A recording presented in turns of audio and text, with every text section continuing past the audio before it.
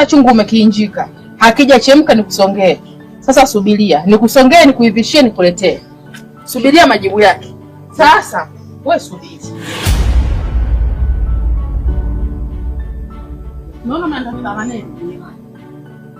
Na wewe kwa mlangoni unafanya nini? Unafanya nini kama si wewe unafanya nini kwa mlangoni? Uko unasikiliza nini? Ila wewe bwana babako anakuja. Na nani? Na wewe sio. Kwa sababu haya ni mapito. Unanielewa? Kwa sasa kama yupo mwingine utampata tu. Unanielewa mimi? Unanielewa? Ndio. Wewe si Mungu. Wewe ni uvumilivu. Sawa. Usiwe na hofu.